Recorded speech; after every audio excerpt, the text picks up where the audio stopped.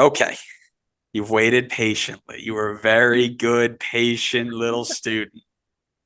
Here's the question of the day. It's club over country or country over club. Can you support both to get better equally? Yeah, I mean, if you got a brain, then yeah, obviously you want both to develop.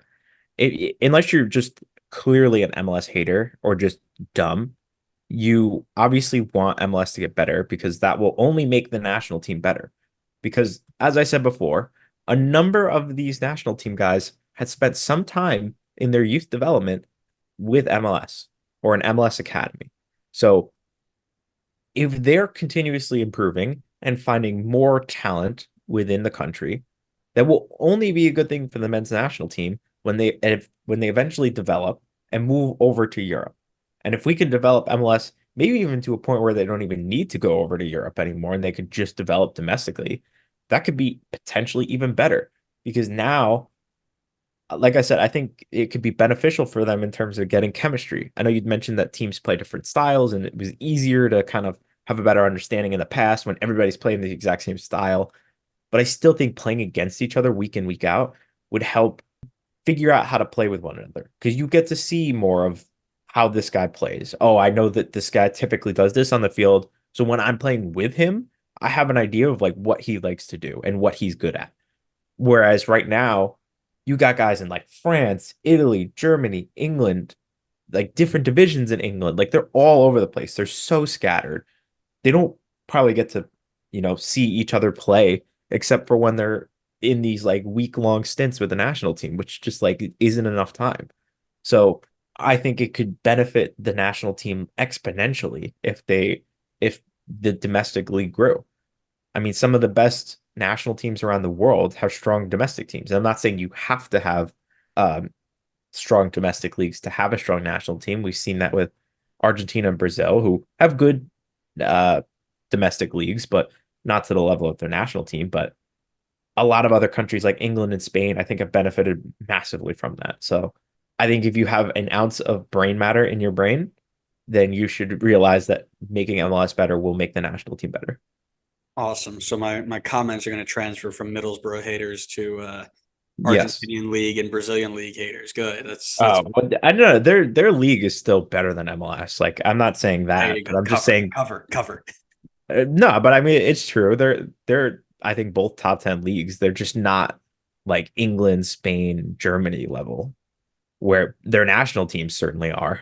For me, this whole topic came out of a conversation that I had to have with somebody who thoroughly believes that you can want MLS, you can want the U.S. men's national team players. Let me rephrase that. You can want MLS to get better by not touching the U.S. men's national team players, and I don't believe that.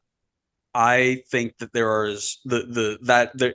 I'm not saying the Venn diagram's a circle of those people who think that MLS is allowed to get better, but only if they don't mess with our national team. That Venn diagram, it's not a circle, but you need a really, really fine microscope to see the difference between them, right? Because you hear it all the time. The main reason people are like, oh, I'm not watching MLS because of the quality. Make it better and I'll watch. And then we do stuff like this. And you mentioned this. That's why I wanted you to save it to the end. They come in and the second they try to make it, it's like, oh my god, this is such an unserious league. They're trying to ruin their national team because they want to just have all their fans at home. No one's out here being like, oh my god, MLS is clear of the Premier League. Some of us are out here saying MLS are clear of Middlesbrough and blowing up my comment section. But listen, even though a lot of the leagues that people use to compare get way overhyped and overstated, we're going to bring back imagine this happened in MLS next year and it's going to be The elite, return. the return. um, it's always make the league better and we'll watch. It's not that hard. And then anytime they try to make it better, it's like, as we said, they just blow up and there are all these excuses. I think that the group that genuinely cares about the improvement of MLS, who are USMNT first people, is very, very small. The people who will like go out and support their MLS side and want them to buy, because that was the whole thing, is like this guy on Twitter, I believe is Thin Mints FC. We had a good conversation. He's a good dude. He comes out and he says, I want MLS to go and buy young Argentinian guys and sell them on and get better that way, right? Fair. You can have that thought process. That's awesome. The general USMNT fan does not know that. They do not understand why we do things like that. They only care about where the best players are and following those players, right? There's a whole host of people who only watch USMNT and don't watch any other league, not even the European players, European American players overseas, right? I think it's a little bit hypocritical for people to come in and be like, "Oh, make it better," and then, "Oh, we're just gonna complain when they take somebody that we don't like," because it's either you want them to get better or you don't, and you want the national team to be better. I don't believe that there's much of an overlap there. This isn't the first time that we've seen something like this happen. Weston McKennie starts being rumored to come overseas. Oh my God, it's the end of the world. Miles Robinson, just this offseason, needs to go be on the bench at PSV, chooses to play in FC Cincinnati. I don't want him anywhere near my national team, right?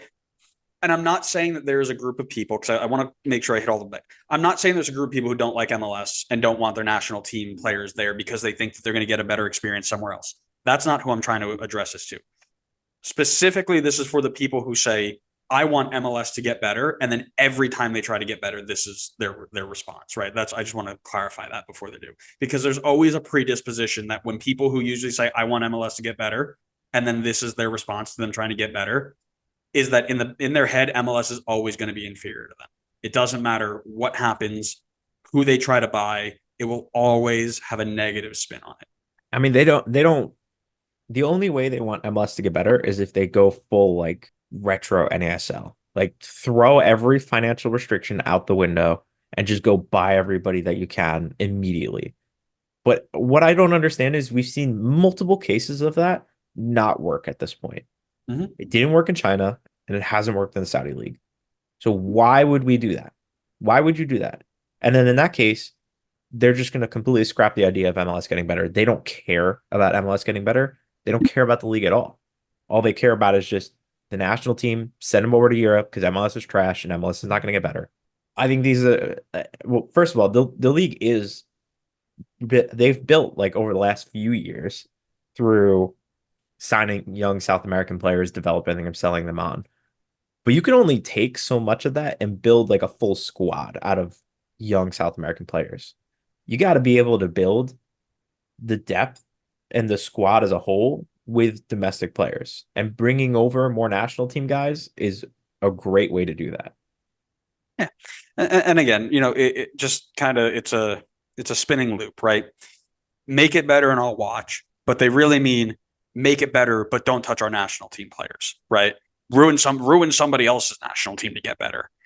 But anytime we bring in anybody who's a different player that isn't 20 years old, it's a retirement signing. His career's over, right? It's a double standard that, again, the main reason that this came out is there was the tweet that I used was basically saying at the end of the day, the reason why the US or MLS does not care about their USMNT or kind of focus of that demographic is because of the comments like this.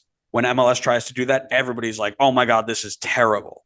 Where if any other team in the world is looking at signing a very good player to raise the level of the quality, every fan of that league and in that country is like, this is awesome.